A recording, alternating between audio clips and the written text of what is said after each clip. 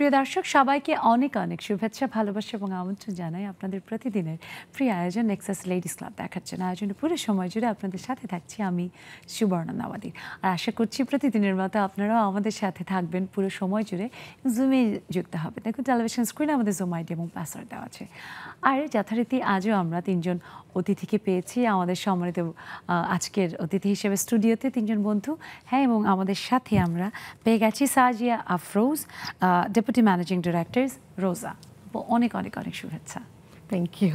And you're looking like a rose. Oh, thank you so much. Thank you. দর্শক সেই সাথে আমরা পেয়েছি আরও একজন বন্ধু, নূরে আফজা পলি, সঙ্গীত শিল্পী। আপু অনেক শুভেচ্ছা। থ্যাংক ইউ সো মাচ, আপনাকে সুন্দর লাগছে। অনেক ধন্যবাদ, এবং আপনাকেও ভীষণ মিষ্টি দেখাচ্ছে সুকেশিনী আপু। হ্যাঁ, সঙ্গীত শিল্পী, তার মানে গানে সুরের মূর্ছনায় আজ আমাদের নেক্সাস লেডিস ক্লাব ভরে উঠবে। সত্যি খুব ভালো লাগছে দর্শক, এবং সেই ভালো লাগা বাড়াতে আমাদের সাথে আছেন আরও একজন বন্ধু সম্মানিত অতিথি হিসেবে। আমরা পেয়েছি রোকসানা পারভিন, উদ্যোক্তা রোকসানা রান্নার মশলা। অনেক শুভেচ্ছা। থ্যাংক ইউ আপু, আপনাকে অসংখ্য ধন্যবাদ, এবং আপনাকে অনেক সুন্দর লাগছে। এবং আজকে লেডিস ক্লাবের সান্ধ্যকালীন এই প্রোগ্রামে উপস্থিত হতে পেরে আমি আসলে নিজেকে ধন্য মনে করছি। আমরাও ভীষণভাবে আসলে ধন্যবাদ জানাতে চাই আপনাদেরকে, যে আপনাদের ব্যস্ত সময় থেকে আমাদের সময় দিতে এসছেন, এবং আপনাদের তিনজনের স্ব ক্ষেত্রে আপনারা যে নানা রকমের অভিজ্ঞতা অর্জন করেছেন, কাজ করছেন, সেসব সব শুনবো। এবং দর্শকই যে অভিজ্ঞতার কথা বললাম, আমাদের জীবন যেমন প্রবাহমান, তেমনি আমাদের এই জীবনের প্রবাহে প্রতিদিনই কত রকমের অভিজ্ঞতার সম্মুখীন আমরা হই। কখনো সেই অভিজ্ঞতা হয় ভীষণ সুখের, আবার কখনো এমন হয় বিরক্তিতে কপালটা কুঁচকে যায়, আবার কখনো সেই অভিজ্ঞতা আমাদের জীবনে একরকমের বিতৃষ্ণা আনে। যা কিছুই হোক না কেন, এই অভিজ্ঞতাই কিন্তু আমাদেরকে সামনে এগিয়ে যাওয়ার পথে সব থেকে বড় পাথেয় হয়ে থাকে। সেই অভিজ্ঞতার আলোকেই আমরা যে কোনো সিদ্ধান্ত সহজে নিতে পারি। তাই এই অভিজ্ঞতা হচ্ছে আমাদের জীবনের সম্পদ। জানি আপনাদের ক্ষেত্রেও তাই, এবং আপনাদের নানা রকমের অভিজ্ঞতা, জীবনের অভিজ্ঞতা নিয়ে আমরা আজ শুনতে চাই। অবশ্যই যুক্ত হবেন, আর আমরা বন্ধুদের কাছ থেকে শুনবো তাদের জীবনের অভিজ্ঞতা। এবং সেটা আমি প্রথমেই শুরু করি আপুকে দিয়ে। সাজিয়া আপু, জীবন মানেই তো আসলে বয়ে যাওয়া, এবং সেই বয়ে যাওয়া প্রতিটা ঢেউ যেমন কোথাও না কোথাও গিয়ে আছড়ে পড়ে, তেমনি আমাদের জীবনেও প্রতিটি মুহূর্ত এক একটি করে অভিজ্ঞতা আমাদের জীবনে যোগ করে। আপনারও নানা রকমের অভিজ্ঞতা আছে। প্রথমেই যেটা শুনতে চাই, এমন কোনো অভিজ্ঞতা যেটা সব সময় আপনাকে ভিতর থেকে একটা আলাদা রকমের আনন্দ যোগায়, আন্দোলিত করে। Thank you. আসলে এক্সপিরিয়েন্সের কথা যদি শেয়ার করি, ফার্স্টেই বলতে হয় যে পথ চলা যেটা স্টার্ট করেছিলাম, আর এখন আলহামদুলিল্লাহ সব কিছু মিলিয়ে যেভাবে আছি, তো বিশেষ করে নারীরা একটা স্টেজে যাওয়ার পরে মনে হয় যে ও আচ্ছা, মনে হয় মানে এখন যেরকম দেখা যায় মনে হয় আচ্ছা এরকমই মনে হয় সব কিছু গোছানো জীবনে। অ্যাকচুয়ালি মানে এক্সপিরিয়েন্স থেকে যেটা আমি বুঝি যে না, এটা আসলে রেডি করা হয়েছে আস্তে আস্তে। যখন স্টার্ট করেছিলাম তখন আসলে কতটা পথ আমি হেঁটেছি ওইটাই আমার এক্সপিরিয়েন্স। আর এখন যে স্টেজে আছি, এটা হচ্ছে ওই অভিজ্ঞতাগুলো গ্যাদার করার পরে কিন্তু মানে একটা ভালো কোনো কিছু অ্যাচিভ করা বা রেডি হওয়া বা সব কিছু মানে নিজের কাছে নিজের পছন্দ মতো সব কিছু নিজের আওতাভুক্ত করা, সেই জায়গাতে আজকে হয়তো বা হ্যাঁ বলতে পারি আলহামদুলিল্লাহ। হ্যাঁ, রাইট। তো সেইখান থেকে যদি ওই ভালো লাগার কথা বলি, থাকে না যে আমাদের এরকম অনেক ছোট ছোট অভিজ্ঞতা, কিন্তু যেটার কথা একবার মনে হলেই কেমন জানি বিরক্তিতে কপাল কুঁচকে যায়। হ্যাঁ, অফকোর্স। অনেক সময় অনেকের আশপাশের কথা, সেটা কিন্তু আপনার একটা অভিজ্ঞতা যে এই মানুষের সাথে তার মানে আমার এইভাবে চলতে হবে। আবার অনেক মানুষ যার কাছ থেকে আপনি হয়তো প্রত্যাশাই করেননি, সে আপনাকে সাহায্যের হাত বাড়িয়ে দিয়েছে। আসলে লাইফ মানে তো আপু, সত্যি কথা বলতে লাইফ মানে আমরা শুধুমাত্র যে সুখী থাকবো এটা কখনো মানে এটা এক্সপেক্টই করা উচিত না। একটা মানুষ শুধু সুখী থেকে মানে শুধু সুখী তার লাইফে থাকবে, না, এটা এটা কখনো অবশ্যই লাইফ না। হতে পারে না বরং আসলে। আমাদের এই যে দুঃখের অভিজ্ঞতাগুলো আমাদের জীবনের সুখকে Right. ধরার ক্ষেত্রে, ছুঁয়ে Right, দেখার right. ক্ষেত্রে আপনি দেখবেন যে আমরা যদি কোনো গানের দিকে যাই তাহলে কি পাই, যে যত না আনন্দের গানগুলো আমরা যতটা না শুনি তার থেকে স্যাড সং এর প্রতি আমরা বেশি আসক্ত। তো এই কথাটা আমি কোন হ্যাঁ, কারণ মানুষ ভিতরে তার আসলে- মানে হচ্ছে সে তার যে স্যাড থাকা এটা উপভোগ করে, অফকোর্স। না, কারণ মানুষ আসলে ভিতরে কখনো কখনো দুঃখ বিলাসী হতে পছন্দ করে। হ্যাঁ, right. আর আমাদের যেহেতু গানের কথা এলো, সঙ্গীত শিল্পী আছে, প্রথমে একটা গান শুনে ফেলবো নাকি? সময়টা কিন্তু দারুণ। পরন্ত সেই বিকেলে একেবারে সন্ধ্যের আগে আগে এই সময়টা কিন্তু মনটা কেমন জানি গান শুনলে আলাদা একটা ভালো লাগে, ভরে ওঠে। আমি আমার পছন্দের একটা গান দিয়ে শুরু করি। প্লিজ।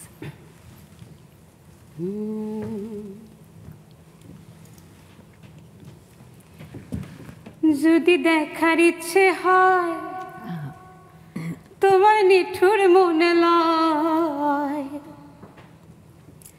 কালিন্দের ওই ঘাটে আইসো দুপুরের সময়। আরে আমার নিঠুর মনে হয় যদি পাই তোমার নাগর, খুলিয়া কইতাম তোমারে পরাণের খবর। আমি প্রেম ফাঁসি লইয়া গলে যাই গো যদি মরিয়া, প্রেম ফাঁসি আমি প্রেম ফাঁসি লইয়া গলে যাই গো যদি মরিয়া, দেখো আসিয়া আমার বন্ধু চিকন কালিয়া, দেখো আসিয়া আমি কেমন আছি পরের ঘরে তোমার পাশরিয়া, কেমন আছি আমি কেমন আছি পরের ঘরে তোমার পাশরিয়া, দেখো আসিয়া আমার বন্ধু চিকন কালিয়া, দেখো আসিয়া। আহা, অনেক ধন্যবাদ পলি আপু, খুব চমৎকার একটা গান এবং আপনার কণ্ঠে ভীষণ ভালো লাগলো শুনে। এবং ওই চিকন কালিয়ার কথা যেহেতু এলো, এই চিকন কালিয়ার অভিজ্ঞতা কি পলি আপুর জীবনে? না, আমি বলি আমি আমার ঢাকায় এসে গান শেখা, গান গাওয়া, চিকন কালিয়া যা বললেন, যেটা বললেন, এটা পুরোটাই আমার হাজবেন্ড। তাই না? বাহ, ওর উৎসাহ উদ্দীপনাই আমার গান করা, গান শেখা, গান গাওয়া, এইভাবে গান গাওয়া। আজকে আমাদের মাঝে এই গানটি যে শোনালেন, সেই জন্য আমরা পলিয়াপুর যে চিকন কালিয়া নিশ্চয়ই দেখছেন ভাইয়া, আপনার প্রতি অশেষ ধন্যবাদ, কৃতজ্ঞতা যে আপনি আপনার জীবনসঙ্গী তার প্রতি আস্থা রেখেছেন, তাকে এত চমৎকার করে তৈরি করতে সহায়তা করছেন এবং তাতে করে আমাদের বাংলার সংস্কৃতি, বাংলা গান সমৃদ্ধ হচ্ছে। আপু সত্যি খুব ভালো লাগলো। কিন্তু এই যে অভিজ্ঞতার কথা আমরা আজ বলছি এবং শুনতেও বসেছি, অভিজ্ঞতা মানে কিন্তু আসলে জীবনের সম্পদ। আপনার ক্ষেত্রে যদি জিজ্ঞেস করি যে আপু এমন কোনো অভিজ্ঞতা যেটা সবসময় আপনাকে ভিতরে একটা আলাদা শিহরণ যোগায়? অভিজ্ঞতা তো আসলে ঢাকার বাইরে, দেশের বাইরে অনেক জায়গাতেই গিয়েছি গান করতে, এবং এক এক জায়গার এক এক রকম অভিজ্ঞতার শেষ নাই। তো আমার খুব ভালো লাগে যখন আমি স্টেজে গান গাই, সামনে হাজার হাজার দর্শক থাকে, ওরা আমার গান শুনে খুব প্রশংসা করে, হাতে তালি দেয়, খুব মজা পায়, তাদেরকে আনন্দ দিতে পারি, এটা আমার কাছে খুব ভালো লাগে এই বিষয়টা। বা একজন শিল্পীর আসলে এটাই তো এখানেই সার্থকতা, বড় সার্থকতা। হ্যাঁ, বাহ, শুনবো আরো। আসতে চাই রোকসানা আপার কাছে। রোকসানা আপা, জীবনের ঝুলিতে তো কত রকমের অভিজ্ঞতা থাকে, তবু ওই যে এমন একটা অভিজ্ঞতা যেটা কিনা মুহূর্তের মধ্যেই আপনার সব অন্য রকমের দুশ্চিন্তা দূর করে দেয়, ভিতরে একটা স্ফূর্তি তৈরি করে, এমন কোনো অভিজ্ঞতার কথা শুনতে চাই। থ্যাংক ইউ আপু, আপনাকে অসংখ্য ধন্যবাদ। আসলে জীবন চলার পথ আসলে মসৃণ নয়, নানান প্রতিকূলতা পার করেই আসলে আমাদের নারীদের জীবনের পথ চলা। আমি মনে করি যে জন্ম থেকে মৃত্যু পর্যন্ত, কবর পর্যন্ত নারীরা আসলে প্রতিটা মুহূর্তে অভিজ্ঞতা ফেস করে, এবং সেটা কিছু সুখের হয় এবং কিছু হয় বেদনার। তো আমারও জীবনে এরকম বেশ কিছু অভিজ্ঞতা আছে যেটা আসলে আমার মনে হয়েছে যে আমি প্রতিটা ক্ষেত্রে একদম জীবনে যখন বুদ্ধি হয়েছে তখন থেকে মনে হয়েছে কি যে আমি একজন নারী, আমি একজন মানে মেয়ে, আমি একজন মানে আমার একটা ভেদাভেদ যেন একটু আলাদা, পুরুষের চেয়ে একটু আলাদা। তখন আমার ভিতরের একটা কর্মস্পৃহা সবসময় কাজ করতো যে কাজের ক্ষেত্রে আসলে এই ভেদাভেদটা আমি চাই না, এবং আমি সব সময় চ্যালেঞ্জ জিনিসটাকে নিজেকে আনন্দে গ্রহণ করার চেষ্টা করি নিজের জীবনে। কারণ একটা মানুষের জীবনে যদি চ্যালেঞ্জিং না থাকে আসলে সে জীবনে সফল হতে পারে না। আর মসৃণ জীবন আসলে কোনো সফলতার দ্বার উন্মোচন করে না। তো সেই ধারা থেকেই আমার মনে হয়েছে যে আমি এমন একটা কাজ করতে চাই যেখানে নারীদের নিয়ে কাজ করতে চাই। আর অভিজ্ঞতা যেটা বলছেন আপু, আমি আমার সংসারে আজকে এই রোকসানা রান্নার মশলা হয়ে ওঠার পিছনে, আজকে রোকসানা রান্নার মশলা নিয়ে আমার উদ্যোক্তা হওয়ার পিছনে আমার পূর্ব অভিজ্ঞতা।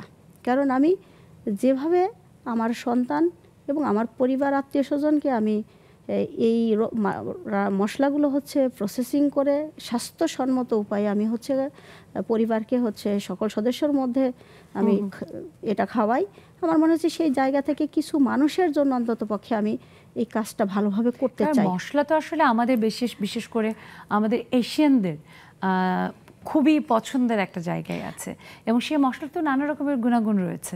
জি আপু, তো আমার চিন্তাধারা ছিল কি আমি আসলে নারীদের নিয়ে কিছু কাজ করব। আমি যেহেতু নারী, প্রতিটা মুহূর্তে নারীরা সমস্যার সম্মুখীন হচ্ছে। আর আমাদের সমাজে যদিও আমরা বলি যে এই বর্তমান 24 সালে এসে যদিও বলি স্বাধীন, নারীরা স্বাধীন, কিন্তু আমার মনে হয় না নারীরা আসলে স্বাধীনতা পেয়েছে, কখনোই পায়নি।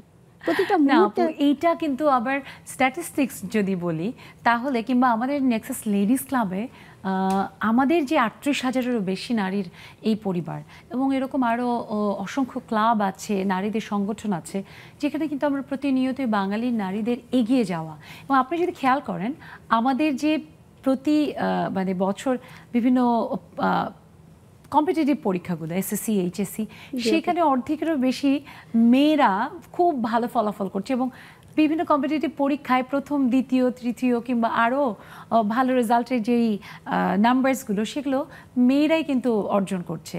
তার মানে কিন্তু মেয়েদের এগিয়ে যাওয়াটা, এবং যদি স্বাধীনতা না থাকতো আজকে আমরা লেডিস ক্লাবে বসে কি কথা বলতে পারতাম? হ্যাঁ, কিছু যে বাধা নেই তা নয়, কিন্তু স্বাধীনতা নেই, এইটা নিয়ে আমি দ্বিমত পোষণ করছি আপনার সাথে। শুনবো আরও আপনার অভিজ্ঞতার কথা। অবশ্যই আপনি যখন বলেছেন তার মানে নিশ্চয়ই আপনার কোনো একটা অভিজ্ঞতার আলোকেই আপনি বলেছেন। তবে পরে আমার কেন জানি মনে হচ্ছে একটু ভারী হয়ে গেল। আমি তিনজনের কাছ থেকেই জানতে চাইলাম আপনাদের জীবনের সব থেকে শিহরিত হওয়ার মতো অভিজ্ঞতা, কিন্তু কেউ কেন জানি সেটার উত্তর দিলেন না। আমার আকাঙ্ক্ষাটা পূরণ হয়নি। দর্শক অডিয়েন্স লাফালাফি করে, নাচানাচি করে, তখন আমাকে শিহরিত করে সেই বিষয়টা। থাকে না যে আরো এরকম খুব ভিতরের থেকে আসা, যেটা অন্যরকম, ওটা তো রেগুলারের একটা ব্যাপার। ম্যাজিক্যাল আসলে লাইফের এক্সপেরিয়েন্সে তো ম্যাজিক্যাল অনেক ইস্যুই আছে। আমি যখন আমি অনেক বেশি না আপনি যেরকম সবার কাছ থেকে যেরকম নেগেটিভ জিনিসগুলো বেশি মনে হচ্ছে যে এরকম আমরা কেন ফিল করছি, আসলে নারীদের কাজের ক্ষেত্রে যখন স্টার্ট করেছিলাম তখন তো আসলে আমরা শুনবো এই ব্যাপারে। একটা ছোট ব্রেক নিয়ে ফিরি। দর্শক, যাচ্ছি ছোট্ট একটা বিরতিতে, আপনারা কোথাও যাবেন না, ফিরবো জীবনের নানা রকমের অভিজ্ঞতার এই আড্ডায় আপনাদের সাথে নিয়ে ছোট্ট একটা বিরতির পর নেক্সাস লেডিস ক্লাবে।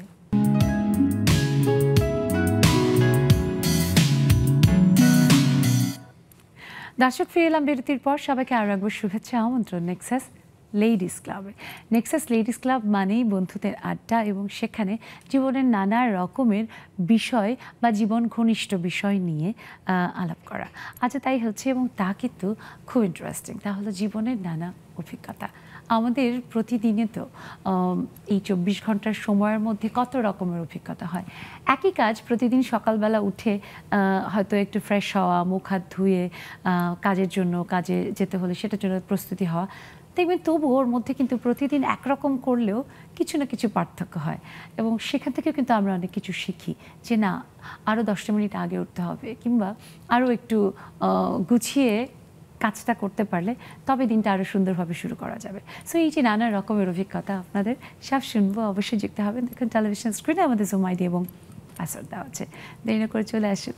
আর তখন সাজি আপুর কাছে ছিলাম। সাজি আপু, এই যে প্রতিদিনের জীবন, নারীদের জীবন কিন্তু এখন যখন আমরা আসলে কাজ করি, বাইরে যাই, সেটার একটা আলাদা রকমের প্রস্তুতির প্রয়োজন হয়, যে ঘরের কাজটাকে সামলে বাইরে যাব, আবার এসে ঘরের বাদবাকি যা কিছু সেটা কিভাবে সমন্বয় করব, একটু কিটি পার্টি হলে, বন্ধুদের সাথে আড্ডা দিতে হলে সেটাও করতে হবে, আবার একটুখানি সোশ্যাল মিডিয়াতে থাকা, লেডিস ক্লাবে থাকা, সব কিছুই কিন্তু আসলে সময় সমন্বয় করে করতে হয় এবং এটা প্রতিদিন এক একটা করে আমার মনে হয় যে শিক্ষাও দেয় এবং সেটার মূল কারণ হচ্ছে অভিজ্ঞতা।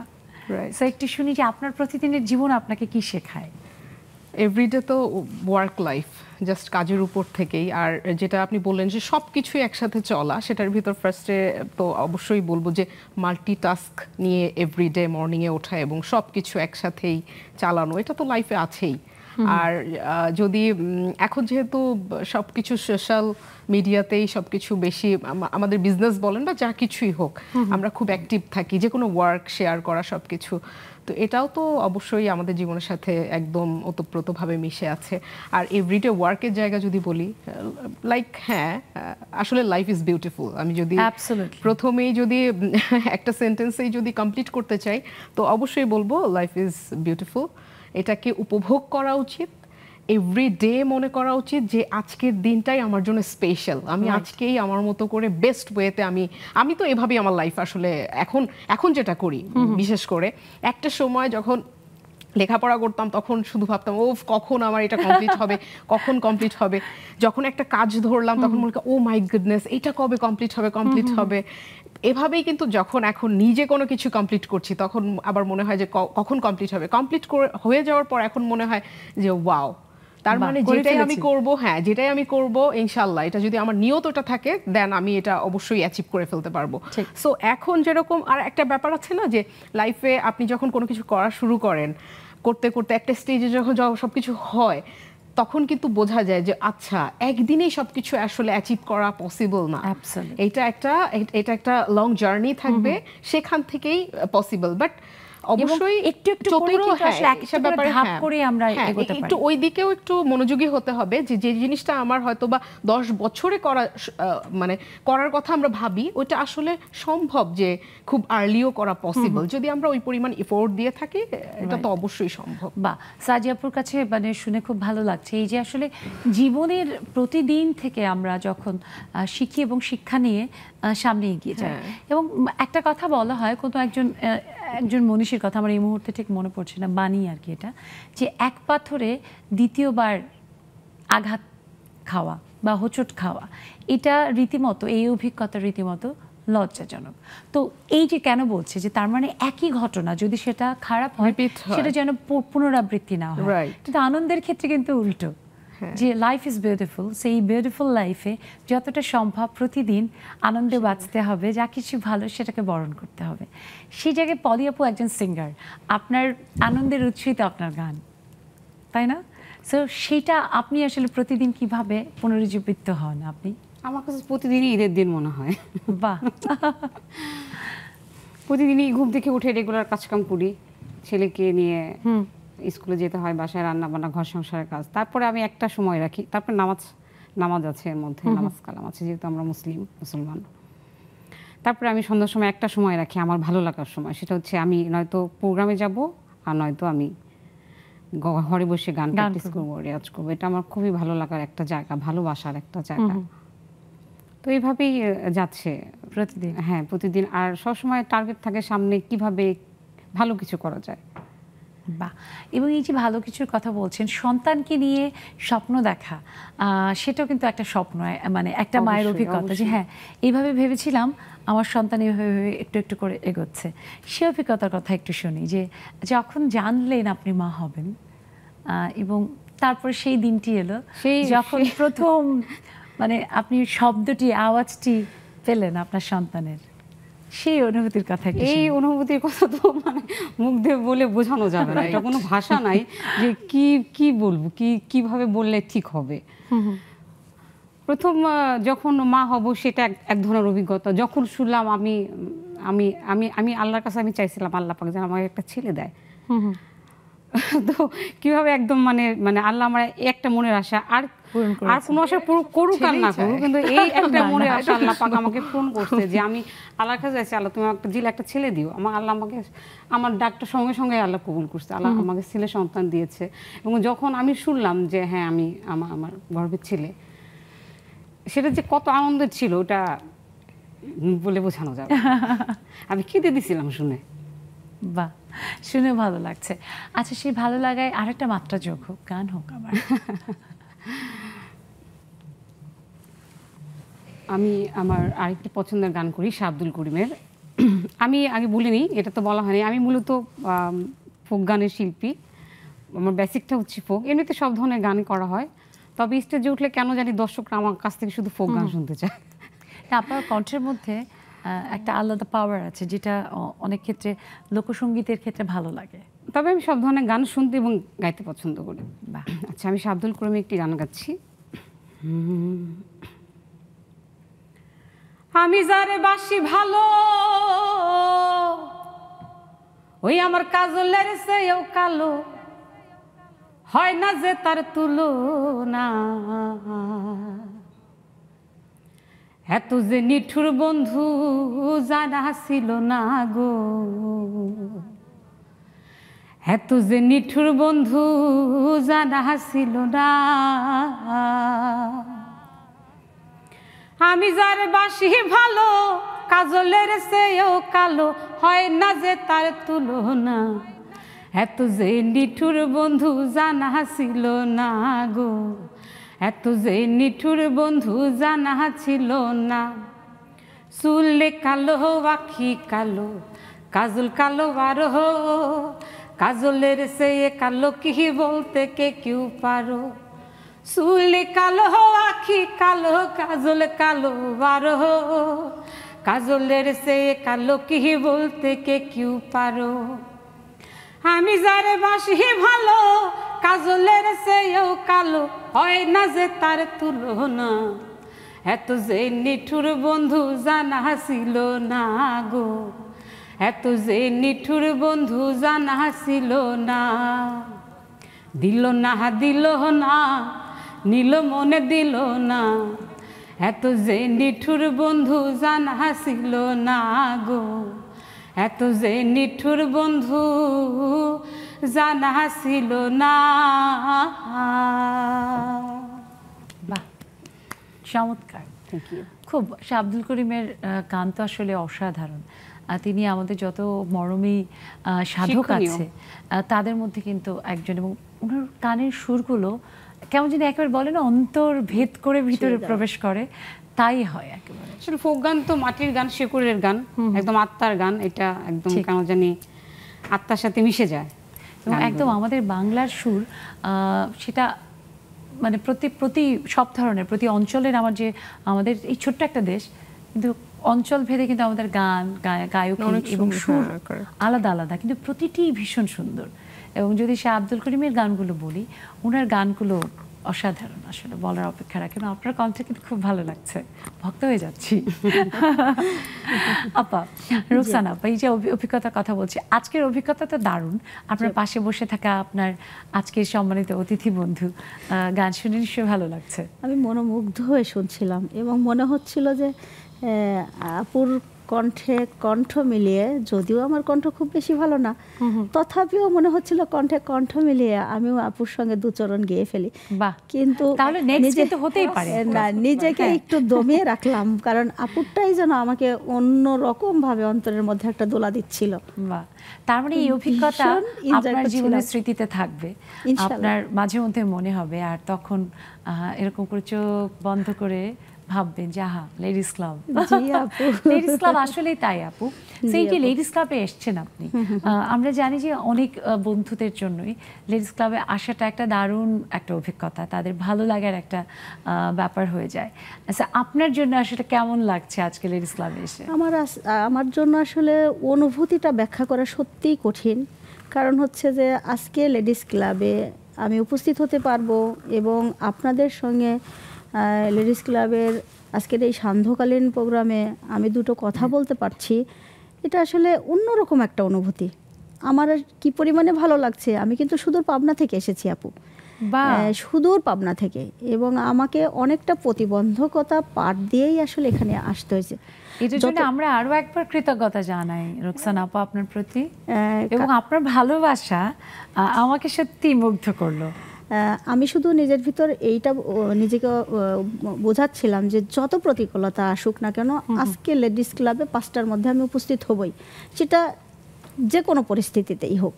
কারণ হচ্ছে যে আমার জন্য এটা অনেক বড় একটা সুযোগ, আমার জন্য অনেক ভালো লাগা, এবং আমার জন্য জীবনের অন্যরকম একটা মুহূর্ত। এই মুহূর্তটা আমার স্মৃতির পাতায় অম্লান থাকবে, আমৃত্য, এবং এটা আমি ধরে রাখতে চাই আমার অন্তরের অনুভূতিতে। নিশ্চয়ই একটা শুধু আপনার স্মৃতিতে নয়, এই যে আমাদের আজকে দারুণ আড্ডাটা, সেটা আমাদের যে সোশ্যাল মিডিয়া, আমাদের যে ফেসবুক পেজ আছে, গ্রুপ আছে নেক্সাস লেডিস ক্লাবের, সেখানে থাকবে, নেক্সাস টেলিভিশনের ডিজিটাল যে পেজ আছে সেখানে থাকবে, ইউটিউবে থাকবে, সবখানে থাকবে। এবং দর্শক, আমি রোকসানা আপার কথা সূত্রে আপনাদেরকেও জানাতে চাই যে নেক্সাস লেডিস ক্লাব একযোগে নেক্সাস টেলিভিশনের ডিজিটাল প্ল্যাটফর্মগুলোতে একই সাথে দেখা যায়, এবং চাইলে যদি কোনো কারণে কোনো বন্ধু মিস করে যান, পরে দেখতে পারবেন, কিংবা খুব ভালো লেগেছে আবারও দেখতে চান, সেটাও কিন্তু করতে পারবেন। তাই অবশ্যই আপনারা সাবস্ক্রাইব করে রাখবেন নেক্সাস টেলিভিশনের যে ফেসবুকের পেজ, সেখানে লাইক দিয়ে রাখবেন, এবং অবশ্যই নেক্সাস টেলিভিশনের যে ইউটিউব আছে, ইউটিউব চ্যানেল, সেখানে সাবস্ক্রাইব করে রাখবেন। তবে যে কোনো আয়োজন আপডেট আপনি খুব দ্রুত পেয়ে যাবেন। এবং ঠিক তাই আপু, এই যে এক একটি আসলে আমাদের জীবনের দিন, সেই দিন কিন্তু এক এক রকম হয়। আজকের দিনটি যেমন আপনার জীবনে একটা আলাদা আনন্দের দিন হয়ে থাকবে, এরকম অনেক দিন আছে। আমরা যদি ছোটোবেলা থেকে দেখি যে হয়তো প্রথম স্কুলে যাওয়ার অভিজ্ঞতার কথাটা আমাদের তেমন একটা স্মৃতিতে থাকে না, কিন্তু কলেজে যাওয়ারটা কিন্তু মনে থাকে। আপনার প্রথম কলেজে যাওয়ার যে স্মৃতির কথা, সেই সম্পর্কে একটু শুনি। প্রথম কলেজে যাওয়ার যেদিন স্মৃতির কথা আমি একটু বলবো, শেয়ার করব, একটু ভিন্ন রকম অভিজ্ঞতা ছিল। আমরা ছেলে মেয়ে উভয়ই পড়তাম একই কলেজে। হ্যাঁ, তো আমরা যখন হচ্ছে ক্লাস করছিলাম, আমার মনে আছে আমাদের বাংলা পড়াচ্ছিলেন শ্রদ্ধেয় রুমি স্যার। উনার অসাধারণ উপস্থাপন ছিলেন। স্যার এত ভঙ্গিমা করে, এত সুন্দরভাবে উপস্থাপন করে বোঝাতেন, মনে হতো যে তখন আমরা আসলে স্যারের কথা শুনছি না, কোনো আসলে ভালো লাগার মানুষ আছে না, প্রেমিকার কাছে প্রেমিকের কথাগুলো অসাধারণ শ্রুতিমধুর লাগে, এবং সেম প্রেমিকার কাছেও প্রেমিকের কথাগুলো লাগে। ওরকম মনে হয় যে আমাদের স্যার যখন বাংলা পড়াতেন তখন এত সুন্দর ঢং করে এবং ভঙ্গিমা দিয়ে কথা বলতেন, আমাদেরকে অসাধারণ মুগ্ধ করতো।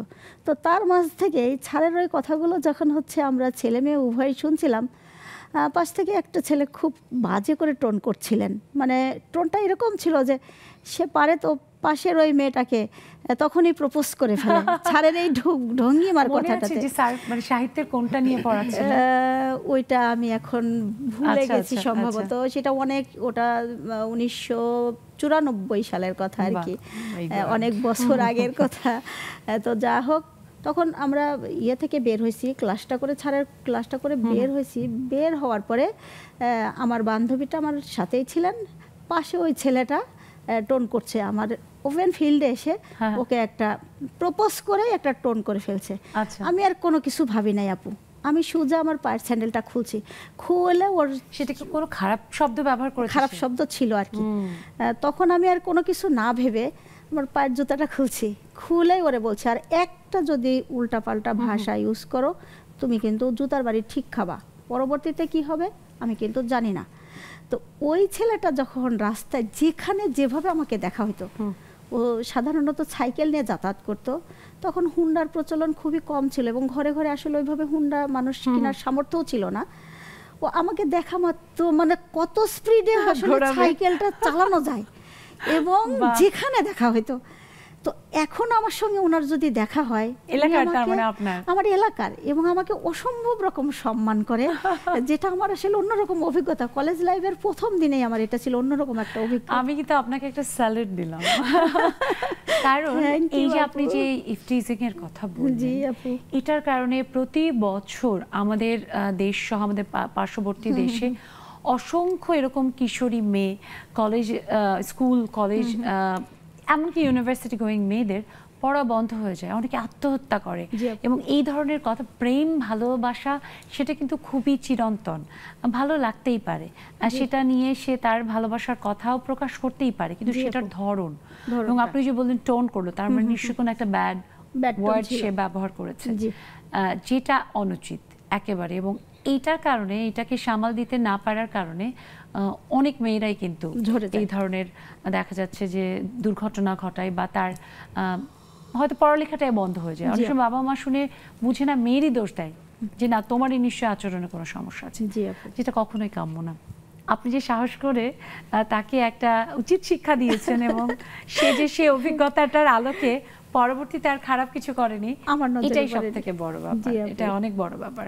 Thank you দর্শক আপু। ঠিক তাই, আমাদের আশেপাশে এখনো প্রতিনিয়তই আমাদের মেয়েরা নানা রকমের খারাপ মন্তব্যের শিকার হয় রাস্তাঘাটে, স্কুলে, কলেজে, এবং সেটার ফলে তাদের যে মনস্তাত্ত্বিক জায়গাটা সেটা কিন্তু ভীষণ রকমের খারাপ একটা বিষয়ের মধ্যে দিয়ে যায়। এবং আমরা বলি না ট্রমাটাইজড, অনেকে ট্রমাটাইজড হয়ে যায়, ভীত হয়ে যায়, এবং বাবা মারাও ভীষণ ভীত হয়ে হয়তো মেয়েটার পড়াই বন্ধ করে দেয়। তাই চারপাশে এই যে আমাদের রোকসানা আপুর মতো আপনারা কিন্তু সচেতন থাকবেন, সেটা আপনার উপরে বলে না, শুধু আপনার বন্ধু কিংবা যে কারোর প্রতি যদি এরকমের কোনো অন্যায় দেখেন, খারাপ আচরণ দেখেন, অবশ্যই প্রতিবাদ করবেন। প্রতিবাদ করলেই তবেই কিন্তু আসলে একটা খারাপ কোনো কিছুর অবসান হয়। আর আমাদের এই আড্ডায় আরও অনেক সময় ধরে আমরা দারুণ সব গান শুনবো, আড্ডা দিব, জীবনের অভিজ্ঞতার কথা শুনবো। একটা ছোট্ট ব্রেক নিয়ে আসি, আপনারা কোথাও যাবেন না, ফিরছি এক্ষুনি নেক্সাস লেডিস ক্লাবে।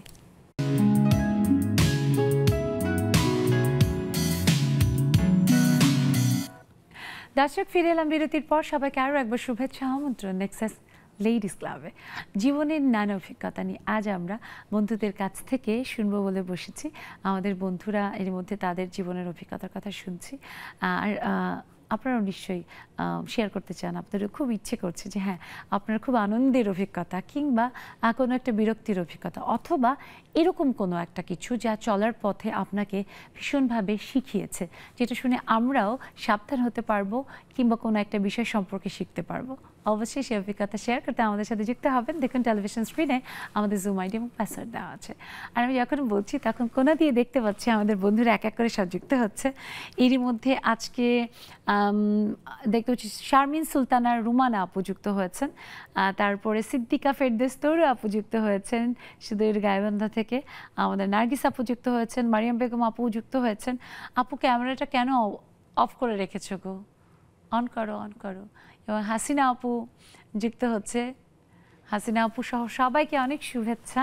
প্রথমে আজকে শারমিন সুলতানা রুমানা আপুর কাছে শুনবো তার জীবনের নানা অভিজ্ঞতা থেকে। তবে তার আগে তরু আপা, গানের একটা অর্ডার কিন্তু থাকলোই, বায়না ধরে রাখলাম, রেডি করে রাখো। রুমানা আপা, আমরা এই যে জীবনের অভিজ্ঞতার কথা বলছি, আপনার কাছ থেকে শুনি আপনার জীবনে সব থেকে এমন কোনো একটা অভিজ্ঞতা যেটা আপনার জীবনকে সহজ করতে বা জীবনের ভাবনায় মানে থাকে না যে হ্যাঁ জীবন সুন্দর, সেটাকে সামনে এগিয়ে নিতে হবে, তেমন ভাবনার যেই শিক্ষা সেটা দিয়েছে এই অভিজ্ঞতা? অ্যাকচুয়ালি এক্সপেরিয়েন্স বয়স বাড়ার সাথে সাথে তো হয়েছে, কিন্তু আমার আপনাদের যে টপিকটা ছিল এই যে কিশোরী বয়সে যে উত্তক্ত করার যে কথাটা আমি শুনছিলাম, মানে যুক্ত হওয়ার সাথে সাথেই, তো অনুমতি দিলে আমি সেটা দিয়ে শুরু করতে চাই এবং ছোট করে বলতে চাই। সেটা হলো, উপস্থিত যারা আছেন আপনাদেরকে সালাম, আসসালামু আলাইকুম, আশা করি সবাই ভালো আছেন। তো মানে আমি শুনতে শুনতে আসলে আমার হাসি পাচ্ছিল, আমি হাসি আটকে রাখতে পারছিলাম না যে সিমিলারিটি এত আমার লাইফে ঘটে যাওয়া ঘটনার সঙ্গে। সেটা হচ্ছে আমি 93 তে ক্লাস 9-এ পড়ি। সেনানিবাসেই জন্ম এবং প্রথম স্কুল জীবন সেনানিবাসেই শুরু। কোথায়? যেহেতু বাবা মা, এটা চিটাগং ক্যান্টনমেন্ট। আমার বাবা 66 to 99 পর্যন্ত 33 ইয়ার্স সেনাবাহিনীতে ছিলেন এবং উনি পাকিস্তান পিরিয়ডে স্বাভাবিকভাবে বুঝতে পারছেন উনি জয়েন করেছিলেন। তো ইন্ডিপেন্ডেন্ট ওয়ারের তো প্রায় 8-9 বছর পর আমার জন্ম। যাই হোক, আমি চিটাগাং সেনানিবাসে মানে প্রথম আমার স্কুল জীবন শুরু, এবং পরবর্তীতে আব্বু ট্রান্সফার হওয়ার সুবাদে আমাকে স্কুল মানে চেঞ্জ করতে হয়। কিন্তু যখন আমি ক্লাস 8-এ উঠি আপু, তখন আমার দাদা হাই স্কুলে অঙ্ক করাতেন, শিক্ষকতা করতেন। তো উনি মনে একটা হলো যে আমি একটা স্কুল প্রতিষ্ঠা করি না কেন। তো যথারীতি গ্রামের অন্যান্য সবার ফিনান্সিয়াল এবং সব ধরনের সহায়তা নিয়ে দাদা মানে একটি হাই স্কুল প্রতিষ্ঠা করেন, এবং আমার বাবাকে বলা হয় যে ওমর, তোমার বাচ্চারা আমার স্কুল থেকে এসএসসি পরীক্ষা দিবে। তো আমাদের সবাইকে বসিয়ে আমার আব্বু কথাটা বললেন যে তোমার দাদা তো এই কথা বলেছেন, তো তোমাদের মতামত কি? তা আমি তো একটু বড়, মানে সবার বড় ভাই বোনদের মধ্যে 6 ভাই বোনদের মধ্যে আমি বললাম যে না আব্বু, আমি ক্যান্টি স্কুল থেকে এসএসসি পরীক্ষা দেবো, আমি কিছুতেই গ্রামে যাব না। রোডঘাট এখনকার মতো এতটা উন্নত ছিল না, প্রথমত। দ্বিতীয় কথা হচ্ছে ইলেকট্রিসিটি ছিল কিন্তু টেলিভিশন ছিল না, রেসলিং দেখা যেত না, মানে এগুলো বলতেছি যে আব্বু এটা সম্ভব না। আর আমার ক্যান্টনমেন্টের যে বান্ধবীগুলা, এদের সাথে আমি বিকেল হলে র্যাকেট খেলি নিচে, এগুলি আমি মিস করতে পারবো না, আমি যাব না। মূলত হচ্ছে আমি স্কুল ছাড়বো না, হ্যাঁ, এই স্কুলে আমাকে থাকতেই হবে। কিন্তু যেহেতু আমাদের সময় এখনো ভালো ছেলে মেয়ে আছে, আগেও খারাপ ছেলে মেয়ে ছিল, মানে বাবা মার খারাপ ভালো বলতে কি বাধ্য অবাধ্যের প্রশ্নের কথাটা বললাম। তা আমার বাবার কথাটা সত্যি কথা কি আমি মেনে নিলাম, মানে মেনে নিলাম, এবং আমার দাদার স্কুল থেকে আমি ঠিক আছে আব্বু আমি পরীক্ষা দিব, তা আমাদের পাঠিয়ে দেওয়া হলো বাড়িতে। কিন্তু 8ম শ্রেণীতে যখন আমি অ্যানুয়াল পরীক্ষার আগে ওখানে আমাকে ভর্তি করিয়ে দিলেন আপু, তখন থেকে এটা 92-র কথা, 93-তে ফার্স্ট টার্ম পরীক্ষার সময় আমি সায়েন্স নিলাম, যেহেতু সেনানিবাসে যখন একটু লং স্টোরি শর্ট, হ্যাঁ আমরা একটু সংক্ষেপে, না হলে অন্য বন্ধুদের শুনতে পারবো না। ঠিক আছে, সরি, আচ্ছা ঠিক আছে। তো আমাকে ওই গ্রামের যে উত্তক্তের ব্যাপারটা, আপু যে স্যান্ডেল যে দিয়ে যে প্রতিবাদটা করলেন, ওরকম মানে ওই ধরনের কিছু পরিস্থিতির সৃষ্টি হলো। পরে আমি দেখলাম যে আমাদের বাড়িতে চক আছে না, চক দিয়ে যে লেখা হয়, আমাদের বাড়ির ওয়ালে গ্রামে লিখে রাখছে অনেক কিছু, যেটা আমি এ বিষয়ে অবগত ছিলাম না। কিন্তু আমার বাবা এক কথার মানুষ, কথা দিয়ে ফেলেছেন।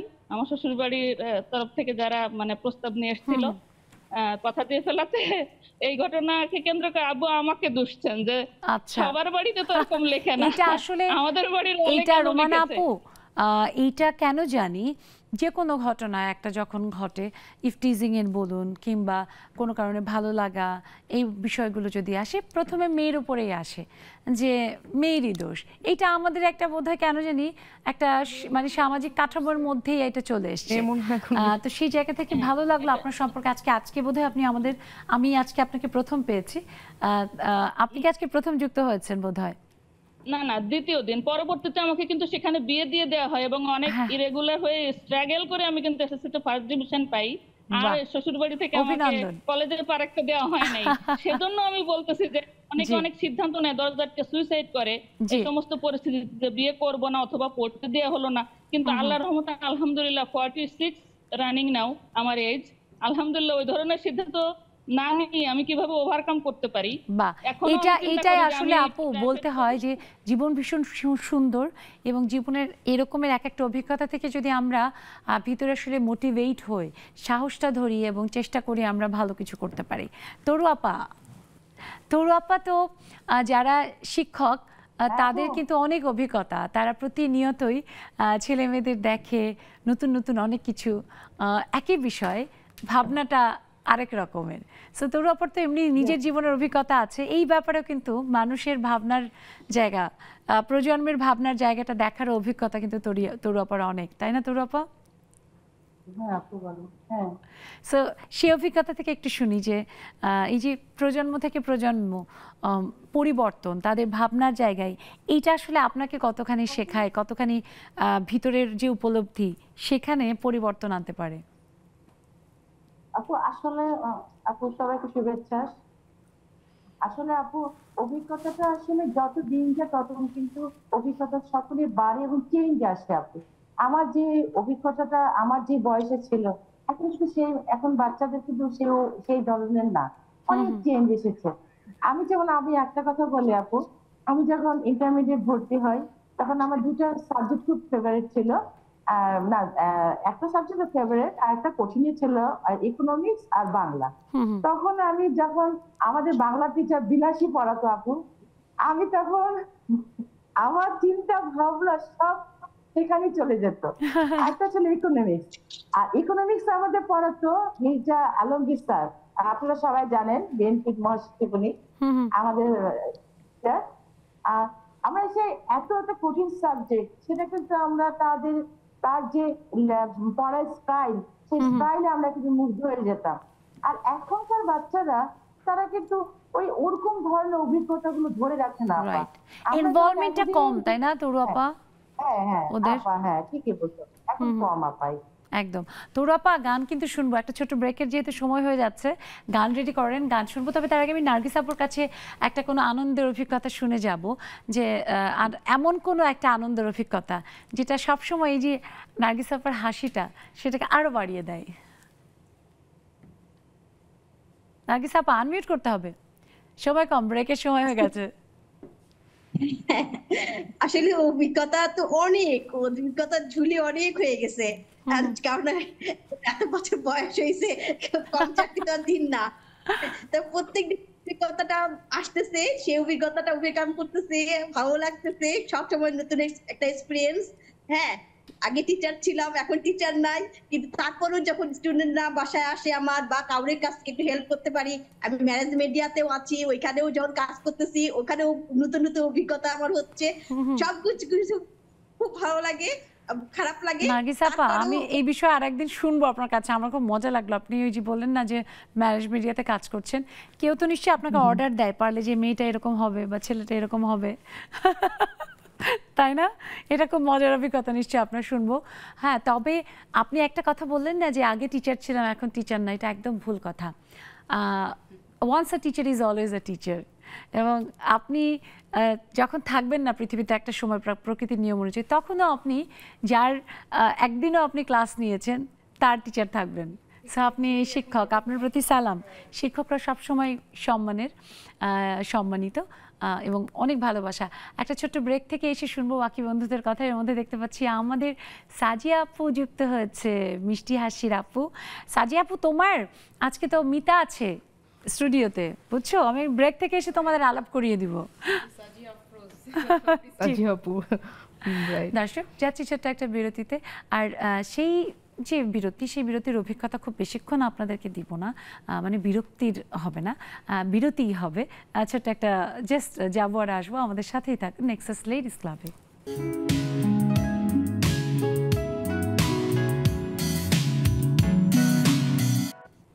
দর্শক, ফিরে এলাম বিরতির পর। সবাইকে আরও একবার শুভেচ্ছা, আমন্ত্রণ নেক্সাস লেডিস ক্লাবে। জীবনের যত অভিজ্ঞতা, আপনাদের এই যে পুরো জীবনব্যাপী নানা রকমের যে অভিজ্ঞতা থেকে আমরা আজ কিছু শুনতে চাই, তাই অবশ্যই যুক্ত হবেন। দেরি না করে চলে আসেন, দেখেন টেলিভিশন স্ক্রিনে আমাদের জুম আইডি এবং পাসওয়ার্ড দেওয়া আছে। আর বন্ধুদের কথা শুনবো, তবে আবার স্টুডিওতে ফিরি, আপুর কাছে আসি। সাজি আপু, আসলে এই যে জীবন মানেই তো নানা রকমের অভিজ্ঞতা, এবং সেই অভিজ্ঞতা আজকের থেকে আগামীকালকে আরও সুন্দর করে, আরও পরিশীলিত করে, কিংবা সহজ করে। সো আপনার এমন কোনো অভিজ্ঞতা যেটা এই যে আপনি একজন কর্মী মানুষ, আপনার একটি প্রতিষ্ঠান আছে, সেটাকে পরিচালনার ক্ষেত্রে অনেক বেশি আপনাকে সাহায্য করে? সাহায্য, এটা তো অবশ্যই। আসলে একাই তো সবকিছু কমপ্লিট করা এটা তো সম্ভব না। সবাইকে মিলে সবার সাপোর্টেই আসলে সামনে আগানো যায়। আর আমার কনসেপ্টটাই হচ্ছে এরকম, এক্সপিরিয়েন্স থেকেও বলবো যে একা আসলে একটা মানুষ নিজের জন্য কতটুকু দরকার, খুবই সামান্য। আমি মাঝে মধ্যে তো এরকমভাবেই চিন্তা করি যে দুপুরে খাবার খেতে বসলে সাপোজ আমি 500 টাকার খাবার আমি ফুলফিল ভাবে নিজে খাওয়ার পর আমি মনে হয় না যে আমি আরো খেতে পারবো বলে আমার মনে হয় না। তো একটা মানুষের জন্য আসলে কতটুকু দরকার আমাদের? খুব বেশি না। সবাইকে মিলে দারুণ একটা প্রশ্ন। হ্যাঁ, মানে সবাইকে মিলে যখন আমি চিন্তা করি সবার সাপোর্টেই আসলে অনেক বড় কিছু অ্যাচিভ করা পসিবল। আমার নিজের জন্য আসলে কতটুকু দরকার? আমি 300 থেকে, ট্রাস্ট মি, আমি মাঝে মধ্যে আমার অফিসেই আমি খাবার লাঞ্চের টাইমে আমি চিন্তা করি 300 থেকে 500 কি 1000 টাকার খাবারের উপর আমি আসলে আর নিতে পারছি না। দ্যাট মিন্স একজন মানুষের জন্য আপনি 300 টাকা না, আপনি কোন একটা খুব ভালো মানের আপনি 2000 5000 টাকার খাবার খেলেন, 10,000 টাকার খাবার খান, মাসে আপনি ধরেন 30 দিনই খাবেন, তাহলে আপনার কত টাকা দরকার? রাইট, তাই না? এক জীবনে যে আমাদের চারপাশে, আপু আপনার এই কথাটা শুনে আমার খুব খুব খুব এখন মানে আমাদের সবার একটা জিনিস এসে পড়ছে কি যে আমাদের খুব দরকার, খুব দরকার, অনেক দরকার। আমি মাঝে মধ্যে এটাই চিন্তা করি আমার একার জন্য আসলে কতটুকু দরকার আমার। আমি আমার অফিসের সামনে সবচেয়ে বেস্ট পরিবার নিয়ে অফ কোর্স আমি আমার অফিসের সামনে সবচেয়ে বেস্ট যে খাবার যে রেস্টুরেন্ট আছে ওখান থেকেও যদি আমি খাবার অর্ডার করে খাই আমার 3000 টাকা 3500 টাকা, এটার উপর আসলে আমি কত খাবো একটা মানুষ? সবকিছুই আসলে লাইফে আমাদের ডিপেন্ড করে সবাইকে, আমাদের সারাউন্ডিং যে পিপলরা আছে তাদেরকে নিয়ে এগিয়ে চলাতে। আমি একাই আমার সবকিছু লাগবে, নট নেসেসারি। আমি আসলে আমার নিজের থেকে আমি মানুষের জন্য বেশি চিন্তা করি। এবং সাজিয়া আপু এই জন্য তো প্রতিটি ধর্মেই সেটা আপনি আমাদের সনাতন ধর্ম বলুন, সবাইকে নিয়ে এগিয়ে চলা, সেখানে কিন্তু বলেছে যে তোমার নিজের যা অর্জন, যা উপার্জন, সেটা তুমি শুধু নিজে ভোগ করো না, তোমার প্রতিবেশী, সবাইকে নিয়ে, তোমার আত্মীয়, তোমার প্রতি যারা ডিপেন্ডেন্ট তাদেরকে নিয়ে তুমি উপভোগ করো। আমার এটাই মনে হয় অবশ্যই আমি যদি আজকে যদি নিজের জন্যই শুধু আমার একার জন্যই সবকিছু দরকার, তাহলে আমি মনে হয় যে আমি একটা জব করতাম, যে জব থেকে চাকরিটা করলে জাস্ট আমার কিছু মানে আমার যে ইনকামটা আছে আমি ওটা দিয়ে আগাবো, দ্যাটস ইট, আমার একার জন্য এনাফ। জীবনে সহজ। বাট ট্রাস্ট মি আমি আসলে ওটাতে আটকে নাই। যে আমরা আজকাল শুনি হাজার হাজার হাজার কোটি টাকা, আপু এই হিসাব রাখাটাই তো একটা বিরাট, আমার কাছে মনে হয় যে এর থেকে বড় দুশ্চিন্তা রাইট আপু। আর আরেকটা জিনিস দেখেন, আমি আসলে এখন আমি আমার সবাইকে নিয়ে চিন্তা করি, আমার ফ্যামিলি, আমার প্রতিষ্ঠানে কতজন মানুষ কাজ করছে তাদেরকে নিয়ে, আমার সাথে কতজন মানে আমার সাথে অ্যাটাচড আছেন তাদের নিয়ে আমি চিন্তা করি। মানে সবচেয়ে বেশি আমার সবসময় চিন্তা হয় যে না আসলে আমি একার জন্য এখন আর বাঁচি না, আমি বাঁচি আমার সারাউন্ডিং পিপল যারা আছেন, আমি আমার ফ্যামিলির জন্য বাঁচি। এবং সেই বাচ্চাটাই তো আপনার জীবনের, যে বললেন না যে লাইফ ইজ বিউটিফুল, মানে ইন্সপাইরেশন। কিন্তু আপু আমি কিন্তু আমার নিজের বাঁচার জন্য এখন চিন্তা করি যে আসলে সবাই আমার সাথে আছে, ওদেরও ভালো মানে থাকাটা খুব জরুরি আমার উপর। আমার উপর অনেক দায়িত্ব আছে, আসলে আল্লাহ তাআলা সবার মধ্যে সেই দায়িত্ব যেন আপনি সুন্দরভাবে পালন করতে পারেন, আমরা সেই প্রত্যাশা করি। এবং রোজাকে নিয়ে আপনারা খুব সুন্দরভাবে এগিয়ে যেতে পারেন। শুনবো আরো। আসি আবার পলি আপুর কাছে। পলি আপু, এই যে আসলে সঙ্গীত মানে সঙ্গীত জীবন একজন সঙ্গীত শিল্পীর, সেটা কিন্তু ভীষণ কাঙ্ক্ষিত এবং অনেকেই আছে নানা রকমের প্রতিকূলতা পার করে তবেই হয়তো সঙ্গীত শিল্পী হয়ে উঠতে পারে। আবার অনেকে আছে যে পারে না, অনেকে তো আছে হয়তো ভীষণ ভালো লাগে গান গাইতে শুনতে, কিন্তু পরিবার থেকে ওভাবে সাপোর্টটা পায় না, শেখারও সুযোগ হয় না। আপনার সুযোগটা কিভাবে হয়েছিল? গান শেখার শুরুটাই বা কিভাবে হয়েছিল? আমার হাতে ঘড়িটা হচ্ছে একদম ফ্যামিলি থেকে, আমার চাচা আমার হাতে ঘড়ি, কিন্তু একটা সময় ওইটা আর গান ওইভাবে গাওয়া হয় না। তারপর যখন অনেকটা বড় হয়ে গেলাম, কলেজে পড়লাম, ঢাকায় এলাম, তারপর বিয়ের সাথে জড়িয়ে গেলাম, আমার হাজবেন্ডের উৎসাহ উদ্দীপনায় আমার মানে বিয়েটা কি ইয়ে করে না ভালো লাগা থেকে, ওই তো তার মানে ইয়ে মিন্স তো ভালো লাগা, ওইটাই মিন করা হয়েছে। এক্স্যাক্টলি একটা মেয়ে যখন আরেকটা মেয়েকে এই কোশ্চেন করে যে ইয়ে মানে মিন্স হচ্ছে কি লাভ ম্যারেজ, অবশ্য এখনকার সিস্টেমটা হয়ে গেছে কি love marriage become settle marriage, এরকম হয়ে গেছে। সেটেল ম্যারেজ, আমার মূলত গান গাওয়াটা হচ্ছে বিয়ের পর থেকে হাজবেন্ড ভালোবাসা স্টার্ট। এটা সবই আরো ভালো না পেলে তো কেউ গান করতে পারবে না, ফ্যামিলির সাপোর্টটা খুব দরকার। তো ওইটা আমি আমার হাজবেন্ডের কাছ থেকে পেয়েছি, ওই আমাকে শিখিয়েছে যে কিভাবে গান করতে হবে, বাহ। মাইক্রোফোন ধরতে হবে। ওয়াও, সবকিছু, বিও কিন্তু সবকিছু ইন্সপাইরেশন। তাহলে এই ওর কাছ যে থেকে শেখা। মানে দুজন মিলে নিশ্চয়ই গান গাওয়া হয়? না না, আমার পছন্দের husband গায় না? গানের সাথে জড়িত না, কিন্তু ভীষণ ভাবে গান পছন্দ ও করে। না, আপনি যে বললেন যখন মাইক্রোফোন মানে কিভাবে ধরতে হবে সেটাও না, শিখিয়েছেন। আমি যখন এটা ভালো স্টেজে লাগলো ধরতাম শুনে। তখন বলতাম ভুল হচ্ছে, আমাকে ফোন ধরাটা এইভাবে সুন্দর ধরবা হচ্ছে না। না। হ্যাঁ, সুন্দর হচ্ছে না এইভাবে। বাহ। এই যে আপনাকে সাপোর্ট করে, এটা কিন্তু অনেক বড় একটা Right. অ্যাচিভমেন্ট। এবং আমাদের জীবনসঙ্গী কিন্তু আসলে আশীর্বাদ, সেটা যদি আমরা ঠিকঠাক পাই, বোধ ছেলে নারী পুরুষ নির্বিশেষে, যদি আমাদের জীবনসঙ্গী একবার Blessings. আমাদের এই যে নানা রকমের কাজের ক্ষেত্রে তারা তাদের সুমতামত যদি দেয়, গঠনমূলক সমালোচনা করে, তাহলে কিন্তু সেটা আমাদের জীবনের অভিজ্ঞতা আসলে পাল্টে দেয় দারুণভাবে। খুব ভালো লাগছে পলি আপু আপনার কথা শুনে। শুনবো আরো, আসতে চাই রোকসানা আপুর কাছে। রোকসানা আপু, জি আপু। জীবন মানে নানা রকমের আসলে সংঘাত, নানা রকমের সংগ্রাম, আর নারীর বেলায় আসলে কিন্তু সেটা একটু বেশি। প্রতিদিনের এই সকালবেলা উঠে ঘরদর পরিষ্কার কররে, মাজরে, রাধরে, এটা কররে, ওটা কররে, আবার সাথে নিজের জন্য কিছু কররে। এবং আপনি কিন্তু সেই ভাবনা থেকেই চেষ্টা করেছেন নিজের একটা আইডেন্টিটি তৈরি করতে, মশলাদার কিছু করতে। জি আপু। তো সেই কথাটা একটু শুনি যে আসলে কখন থেকে শুরু করলেন এই উদ্যোগ? আমি মূলত হচ্ছে আমার সংসার জীবনের শুরু থেকেই নিজেই মশলা তৈরি করি। আমি বাজারের মশলা কখনো কিনে খাই না, এবং সেটা ধুয়ে পরিষ্কার করে নিজে করি। তো সেখান থেকে মনে হয়েছে যে আমি আমার কর্মজীবন 25 বছর, আমি পাবনা পৌরসভার হেলথ ভিজিটর। মনে হচ্ছে যে আমি চাকরির পরেও 8 ঘন্টা কর্মজীবনে সময় দেওয়ার পরেও কিছু সময় আমার হাতে থাকে। আসলে আমি প্রত্যেকটা সময়কে কাজে লাগাইতে পছন্দ করি আপু। আমি চাই যে একজন মানুষ হিসেবে ক্ষণস্থায়ী এই পৃথিবীতে আমি একজন মানুষ হিসেবে কিছু প্রতিফলন আমার রেখে যেতে চাই, প্রতিছাপ রেখে যেতে চাই, যেন মৃত্যুর পরেও আমার সংস্পর্শে যারা ছিল, আগামী প্রজন্ম যারা আছে, তারা যেন আমাকে স্মরণে রাখে আমার কর্মের মাধ্যমে। সেই চিন্তাধারা থেকেই মূলত হচ্ছে এই রোকসানা রান্নার মশলার উদ্যোগটা গ্রহণ করা। আমি বিসিক উদ্যোক্তা মেলা 2023 আমার পাবনায় মুক্ত মঞ্চে স্বাধীনতা চত্বরে অনুষ্ঠিত হয় 10 দিন ব্যাপী। তো আমি অফিস শেষ করে ওখানে আমি মেলাতে জাস্ট ঘুরতে গেছি। তো ঘুরতে যাওয়ার পরে ওখানে 50টা স্টল নেওয়া হয়েছে। তো ওই 50টা স্টলের মধ্যে অন্তত পক্ষে 40 জন ছিল নারী উদ্যোক্তা, যারা হচ্ছে বিভিন্ন রকম পণ্য নিয়ে হচ্ছে পণ্যের পসরা সাজিয়েছে। তখন আমার মনে হলো যে আমি তো মশলা ভালো পারি, এটা নিয়ে শুরু করে দেই না। তখন ওখানকার উইমেন ইন ই-কমার্স ট্রাস্ট, আমি হচ্ছে উইয়ের একজন সাবস্ক্রাইবার সদস্য। ইভেন ওখানে উইয়ের কোঅর্ডিনেটর ছিল, আমি তার সঙ্গে দেন যোগাযোগ করলাম, সাথে ওনার স্টলে চলে গেলাম। যাওয়ার পর উনি আন্তরিকভাবে আমাকে হেল্প করলো। উনি হচ্ছে রিমা পারভিন, আন্তরিকভাবে হেল্প করলো। আমি ওকে বললাম, এবং দেখা গেল কি যে আমি 94 এর ব্যাচ এসেছি, ও 94 এর ব্যাচ। তখন আমরা হয়ে গেলাম বন্ধু। বন্ধুত্বটা আরো গভীর হলো, খুবই গভীর হলো। সেখান থেকে ও বললো যে ঠিক আছে, তোকে আমি হচ্ছে কালকে সন্ধ্যা 6টার সময় আমার বাসায় আসিস, তোকে আমি উইয়ের সদস্য করে দিব। আপু, খুব ভালো লাগছে আপনার কথা শুনছি, এই অভিজ্ঞতা আরো শুনবো। বেশ খানিকটা সময় আছে, কিন্তু এখন একটা ছোট্ট বিরতির সময় হয়েছে আপু। দর্শক, যাচ্ছি আমরা একটা বিরতিতে, যেটা আপনাদেরকে একদমই বিরক্তির কারণ হবে না, তাই আপনারা কোথাও যাবেন না, আমাদের সাথেই থাকুন। ফিরছি জীবনের নানা অভিজ্ঞতার এই আড্ডা, এই বিষয় নিয়ে আপনারা আমাদের এই নেক্সাস লেডিস ক্লাবের আড্ডায় থাকুন।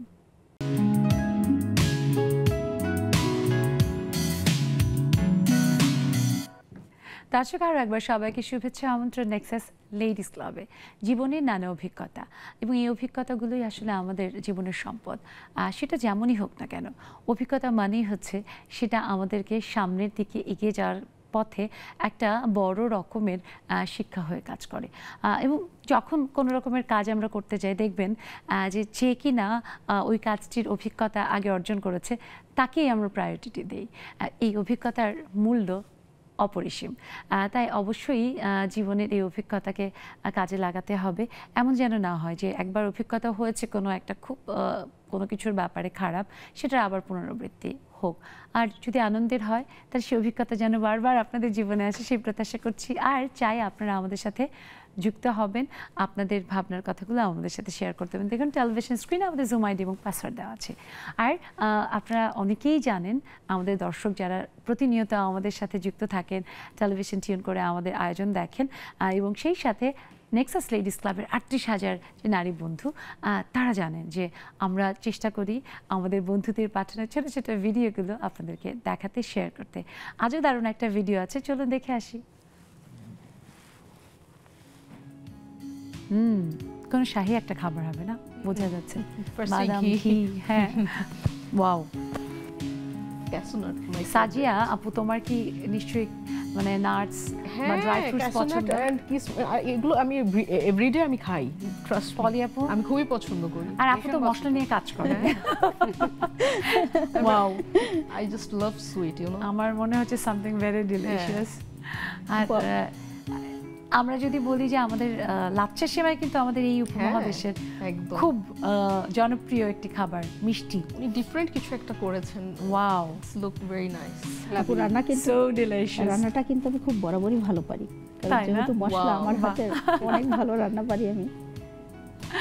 এই খাবার দেখলে আর বলেন তো 5 স্টারের খাবার লাগে। এই যে যেটা দেখলাম, ট্রাস্ট মি, আমি একদম ঘরের মানুষ। তো দেখলেন যে কি দারুণ একটা ডেজার্ট আইটেম আমাদের বন্ধু পাঠিয়েছে, দারুণ একটা ভিডিও করে, এবং তার পরিবেশনা যে চমৎকার করে প্লেটিং, সেটা কিন্তু শিক্ষণীয়। এবং আজকের এই ছোট্ট একটা ভিডিওর মাধ্যমে আমার যে অভিজ্ঞতা হলো যে হ্যাঁ, সুন্দর করে সাজালে একটা খাবার আরও অনেক বেশি লোভনীয় হয়।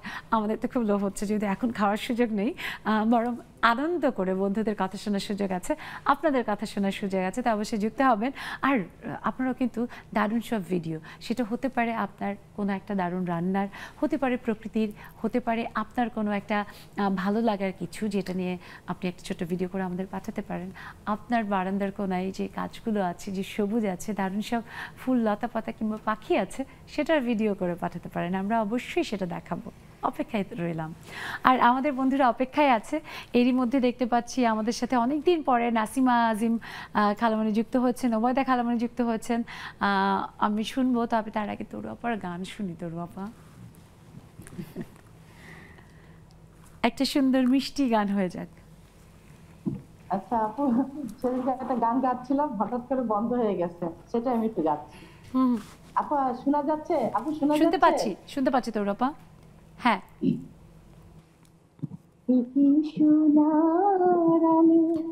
জীবন ভরে দিন বন্ধু, কাছে থেকো, কাছে থেকো,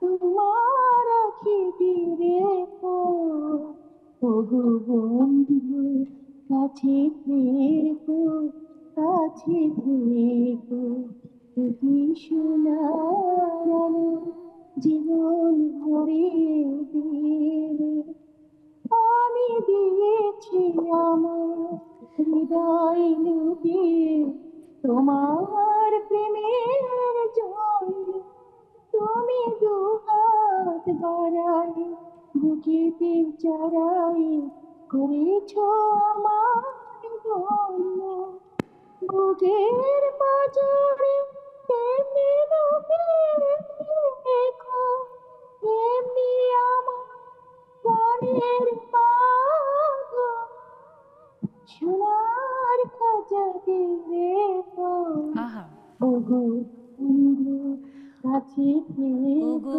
তরু আপা, সব সময় এমন করে গান শুনিও। অনেক ধন্যবাদ তরু আপা। আমার আবদার তরু আপা কখনো ফেলতে পারে না, এটার জন্য অনেক অনেক অনেক শ্রদ্ধা, ভালোবাসা আপা। আর আমাদের সাথে আমাদের আরেকজন শ্রদ্ধেয় মানুষ যুক্ত আছেন, নাসিমা আজিম খালামণির। কেমন আছেন? আজকে অনেক দিন পরে দেখলাম আপনাকে। এর আগে অনেক দিন আগে একবার আপনাকে পেয়েছিলাম আমি। নিশ্চয়ই ভালো আছেন। আনমিউট করবেন।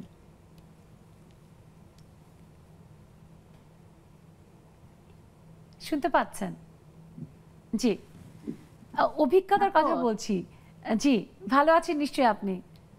হ্যাঁ ভালো আছি, আপনাকে অনেকদিন পর দেখলাম। আমি অনেকদিন পর বসছি, জি, মানে অসুস্থ ছিলাম, ব্যস্ততায় মানে হয়নি না আমাদের সাথে যুক্ত হওয়ার।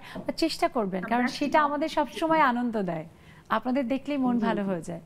তো এই যে আসলে কর্মময় জীবন, সংসারের নানা ব্যস্ততা, প্রতিনিয়তই কত রকমের অভিজ্ঞতা হয়। এখান থেকে একটু শুনি যে আসলে যেভাবে আপনার এতগুলো বছরের জীবনের মানে প্রতিদিনকে সুন্দর করার জন্য যে আগের অভিজ্ঞতাগুলো কিভাবে কাজে লাগান, আমরা একটু শুনে নিশ্চয়ই আমাদেরও এটা একটা টিপস হিসেবে কাজ করবে। সে তো অনেক কিছু। আমার খুবই কম বয়সে বিয়ে হয়, কিন্তু আমার ভাগ্য খারাপ। আমাকে যে আমি খুব আনন্দ প্রিয় মানুষ ছিলাম, হইচই বাগিস, মানে স্কুল কলেজে লিডিং দিতে পছন্দ করতাম। কিন্তু আমার বিয়ের পর আমি যেমন সেটাকে ধামা চাপা দিয়ে আমি আমার জীবনটাকে অন্য হয়ে গড়ে নিয়েছি। সেটা হলো কিছু লোকজন আমার উপরে দায়িত্ব পড়ে, সেই দায়িত্বটাকে আমি অবহেলা করিনি। সেই দায়িত্বটাও চালাই গেছি এবং আমি লেখাপড়াও চালাই গেছি। আর আমার কাছে এইটাই ভালো লাগে যে এখনকার মেয়েরা বলে যে অনেক যৌথ ফ্যামিলি বিয়ে পছন্দ করে না, শ্বশুর শাশুড়ি পছন্দ করে না। আমি মেনে নিচ্ছি। আমার বিয়ের 5 মাস পর শ্বশুর মারা যায়, আমার 4টা দেবর ননদ এবং শাশুড়ি, 5 জন, আমরা 7 জন নিয়ে আমি সংসার পাতি। এবং সেই থেকে সবাইকে এক এক করে, লাস্ট সবচেয়ে যে বড় ছিল সে ক্লাস 6-এ পড়তো। এইভাবে 4 জনকে বড় করে বিয়ে শাদী দিলাম, এটা আমার কাছে অনেক ভালো লাগছে। কিন্তু কিছু কিছু আত্মীয় স্বজন বলতো যে তুমি এত বেশি করো কেন, এগুলি করা ভালো না। কিন্তু আমার কাছে এটাই ভালো লাগতো যে আমি মনে করি শ্বশুর বাড়ির এই একটা টিপস, যে শ্বশুর বাড়ি কাউকে ভালোবাসা মানে হাজবেন্ডকে ভালোবাসার একটা পয়েন্ট। একদম একদম, আমি একদম খালামণি। এবং এই যে আপনার কথাটা শুনে আমার মনে হয় আমাদের যারা নতুন প্রজন্মের হয়তো সংসার করছেন বা নতুন সংসার জীবনে পা দিবেন, তাদের জন্য কিন্তু এটা অবশ্যই আমি বলবো আপনার অভিজ্ঞতার আলোকে এই কথাটা টিপস। এবং আসলেও তাই, এই যে আপনার জীবনের হয়তো অনেক কিছু আপনি স্যাক্রিফাইস করেছেন, কিন্তু সেটার বদলে তাদের টেক কেয়ার করে মানুষ করে তাদের কাছ থেকে যে ভালোবাসাটা অর্জন করেছেন, এটা কিন্তু অমূল্য। সব সময় দেখবেন তারা আপনাকে সামনে বলে কিনা জানি না, পেছনে নিশ্চয়ই বলেন, অথবা তার মন ভিতরে থেকে বলেন আত্মার দোয়া, তাদের আত্মার দোয়া নিশ্চয়ই আপনি পান। আমাদের পক্ষ থেকে অনেক শ্রদ্ধা। আরও একবার আমি একদম আবারও ব্রেকের সময় আসছে, একটু হাসিনা আপুর কাছে শুনে ব্রেকে যাব। হাসিনা আপু, ছোট করে একটু শুনি তোমার কাছ থেকে যে জীবনের এমন কোনো অভিজ্ঞতা যেটা তোমাকে সত্যিই ভীষণভাবে সাহসী করেছে, সামনে এগিয়ে যাওয়ার পথে সেটা তোমাকে মোটিভেট করেছে। আসসালামু আলাইকুম আপু। আজকে আসলে সার্বিক পরিস্থিতি দেশের জন্য মনটা খুব খারাপ, কারণ গত রাতে আমার ছোট্ট একটা অভিজ্ঞতা হয়েছে, ওইটাই শেয়ার করি তোমাদের সাথে। আমার ছোট মেয়েটা বাসায় ছুটিতে ছিল, তো হঠাৎ করে ও রাত 1:30 বাজে আলমারি থেকে বের করে একটা বাংলাদেশের পতাকা আছে আমার বাসায়, সব ধরনের পতাকাই আছে, যে খেলার সময় বাঁশ দিয়ে ওরা ঝুলাই তো বাড়িতে, তো ওরা বাংলাদেশের পতাকাটাও বের করতেছে। আমি বলতেছি পতাকাটা দিয়ে কি করবা তুমি, এত রাতে কেন পতাকা বের করতেছো? বলে আমি ভোরে ঢাকা চলে যাবো। মানে ঢাকার পরিস্থিতি তো অনেক খারাপ, যাওয়া যাবে না। আমার মেয়ে আমাকে বলতেছে তুমি এই কথা বলতে পারলা, সারা জীবন শিখাইলা অন্যায়ের বিরুদ্ধে কথা বলা, সাহস নিয়ে এগিয়ে চলা, সবসময় নিজে কল রেগুলার, আমাকে বলতেছে ঢাকা যাওয়া লাগবে না। আমার ভাই বোনদের পিটাচ্ছে, আমার সাথে বন্ধু বান্ধব সব, মানে সাহসটা। হাসিনা আপু, একটা ছোট্ট ব্রেকের সময় যেহেতু হয়েছে, ব্রেক থেকে এসে নিশ্চয়ই শুনতে চেষ্টা করব, বাট সাহসকে আমরা সব সময় একটা আলাদা, আমরাও সাহস দেই। একটা ব্রেক নিয়ে ফিরি। দর্শক, যাচ্ছি ছোট্ট একটা বিরতিতে, আপনারা কোথাও যাবেন না, ফিরবো এখনই। আমাদের সাথেই থাকুন নেক্সাস লেডিস ক্লাবে।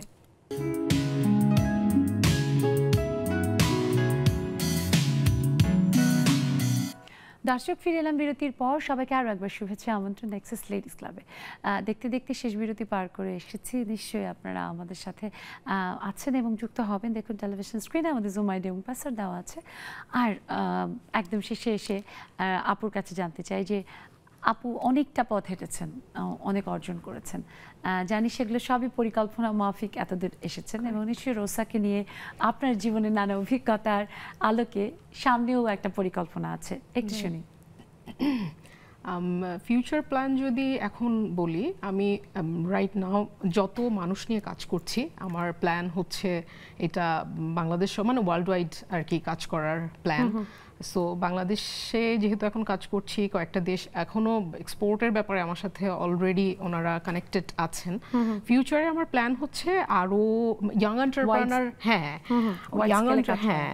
ইয়াং এন্টারপ্রেনাররা যারা আছেন, কারণ বর্তমান টাইমটা তো আমাদের কিছুটা এরকমই, হ্যাঁ, যে যারা উদ্যোক্তা কত ভালো করছেন, তো তাদের নিয়ে সামনের দিকে আরো কিছু ফিউচার প্ল্যান আছে, যে বাংলাদেশ সহ আরো কয়েকটা মানে মাল্টি ন্যাশনালি যেভাবে কাজ করা যায় এইভাবে সামনের দিকে শুভকামনা অনেক। এবং আপনি নিশ্চয়ই জানেন যে Nexus television, Nexus ladies club উদ্যোক্তাদেরকে এগিয়ে যাওয়ার পথে সব সময় চেষ্টা করে অনুপ্রেরণা দিতে সাথে থাকতে। আমরা আছি নিশ্চয়ই, আমাদের অনেক অনেক এই যে বন্ধু, তাদের সাথে নিয়ে আপনি আরো সহজে চলতে পারবেন। সবাই contact with me, no problem, any time. And ইনশাআল্লাহ আরো সামনের দিকে আপনাদের সবার দোয়া থাকলে আরো সামনের দিকে, এখন তো হাজার হাজার মানুষ আছেই আমাদের সাথে, আর ফিউচারে ইনশাআল্লাহ বাংলাদেশ সহ কলেবরে কাজ করবেন সেটাই প্রত্যাশা করি। পলি আপু, আজকের অভিজ্ঞতাটা কেমন লাগলো? নেক্সাস লেডিস ক্লাবে জুমে যুক্ত হওয়া বন্ধু সবকিছু মিলিয়ে একটু শুনি। ভীষণ ভালো, ভীষণ ভালো অভিজ্ঞতা। আমি ধন্যবাদ জানাচ্ছি যারা আমাকে এই অনুষ্ঠানে আসার জন্য আমন্ত্রণ জানিয়েছেন। ধন্যবাদ জানাচ্ছি আপনাকে, ধন্যবাদ জানাচ্ছি আমার সামনে যারা আছে এবং ক্যামেরার পেছনে যারা আছে, সবাইকে অসংখ্য ধন্যবাদ। আপনাকে ধন্যবাদ, আপনার এত চমৎকার গান শুনেছি, আজকে শুনবো আরও। শেষে আপনার গান দিয়েই শেষ করব, অবশ্যই দর্শকরাও অপেক্ষায় আছে। আর একদম শেষে চলে এসেছি ছোট করে রোকসানা আপুর কাছে। রোকসানা আপু, এই যে এত কিছু আপনি একদিকে কর্মজীবন, চাকরি করেন, আবার এই যে একটা ভালো মশলা নিজে যেমন খাচ্ছেন, অন্যদেরকেও চেষ্টা করছেন সেটা তুলে দিতে, ভালো লাগার জায়গাটা, সে অভিজ্ঞতার কথা শুনি। ভালো লাগার জায়গা বলতে আপু, আসলে আমি সবসময় চাই যে নারীরা আত্মকর্মশীল হোক, এবং আত্মকর্মসংস্থানের ব্যবস্থা যখন একজন নারী করতে পারে তখন কিন্তু সে সত্যিকার অর্থে আত্মতৃপ্তি গ্রহণ করে। আর আমার মনে হয়েছে যে আমি কর্মক্ষেত্রে যা আর্ন করি তা দিয়ে হয়তো আমার অনেক নারী কর্মী অসহায়, সমাজের আমার সাথে যারা কাজ করে তারা মূলত হচ্ছে সমাজের অসহায়, নির্যাতিত, নিপীড়িত, স্বামী পরিত্যক্তা, বিধবা, এই ধরনের আমি 15 জন নারী কর্মীকে নিয়েই আমার উদ্যোক্তার জীবনটাই স্টার্ট করছি। এবং যখন আমি দিন শেষে ওদের পারিশ্রমিকটা দিতে পারি, আমার আসলে ঠিক কতটুকু আত্মতৃপ্তি মনের মধ্যে হয় এটা আমি আসলে বলে বোঝাতে পারবো না। আমি পরিপূর্ণ আত্মতৃপ্ত না, যখন আমি পরিপূর্ণ আত্মতৃপ্ত হব যখন এই রোকসানা রান্নার মশলাকে তৃপ্তি আপা ভালো না আপনি শুনে কেন, আপনি যত আসলে সামনে এগিয়ে যাবেন আপনার মাধ্যমে আমি বিশ্বাস করি যে আরো অনেক নারীরা সহায়তা পাবে, এগিয়ে যাবে। তাই আপনার এই আত্মতৃপ্তি যেন না আসে, আপনি অনেক অনেক অনেক বড় কলেবরে কাজ করুন, সেই শুভকামনা জানাই। আর অনেক ধন্যবাদ আমাদের সেই সময় দেওয়ার জন্য। একদম শেষের দিকে চলে এসেছি, ছোট করে একটু শুনি। এর মধ্যে মমি সুফিয়ান মমি আপু যুক্ত হয়েছে।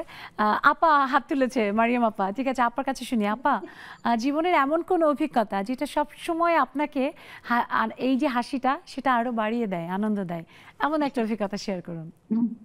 শুভ সন্ধ্যা সবাইকে। জীবনের অভিজ্ঞতা, সুখ দুঃখের অভিজ্ঞতা, প্রকৃতির সুখ দুঃখের অভিজ্ঞতা নিয়ে অনেক কিছু আল্লাহ দেখিয়েছেন। তো গতকালকে, আজকে পহেলা শ্রাবণ, গতকাল আমাদের জাকিয়া সুলতানা আপুর এই শ্রাবণ নিয়ে একটা সুন্দর লেখা আছে, আমি সেখান থেকে কয়েকটা লাইন পড়ে শোনাচ্ছি, একটু, আর কিছু না।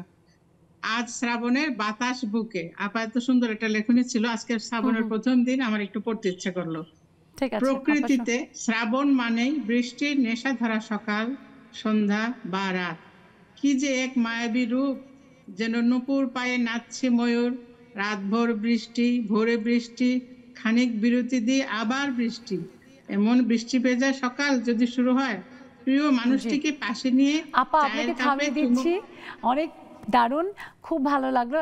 একদম মানে শেষের দিকে চলে এসেছি তো, মানে একদমই মনে দুঃখ নেবেন না। এবং ওবায়দা খালামণি মমি আপুকে শুনতে পারলাম না, নিশ্চয় কাল শুনবো। দর্শক, এই যে আসলে প্রতিদিনের নেক্সাস লেডিস ক্লাব আমাদের নারীদের জীবনে এক অন্য রকমের অভিজ্ঞতা, ভালো লাগার অভিজ্ঞতা, শেখার জানার অভিজ্ঞতা, সেই অভিজ্ঞতা যেন অব্যাহত থাকে সবসময়। তাই আপনাদের সহায়তা চাই, সবসময় আপনারা এভাবেই সাথে থাকবেন নেক্সাস টেলিভিশনের সব আয়োজনের। আর আমরা এখন পলি আপুর গান শুনতে শুনতে আজকের মতো বিদায় নিব। সবাই ভালো থাকবেন, সুস্থ সুন্দর থাকবেন, নিরাপদে থাকবেন। আপু, আমি শাবদুল করিমের আরেকটি গান গাচ্ছি। আমার মন মজাইয়া রে, দিল মজাইয়া মুর্শিদ নিজের দেশে যাও মুর্শিদ একে আমার ভাঙা ঘর তার উপরে নহরে কখন জানি সে ঘর ভাঙ্গা পরে রে আবের নেওয়ারি রে কাঁসা বাঁশের বেহরা রে আবের নেওয়ারি রে কাঁসা বাঁশের বেহরা রে বাজার লুটাইয়া নিল সোরাই রে আমার মন মজাইয়া রে দিল মজাইয়া মুর্শিদ নিজের দেশে যা মুর্শিদ একে আমার ভাঙা না তার উপরে তুফান বাও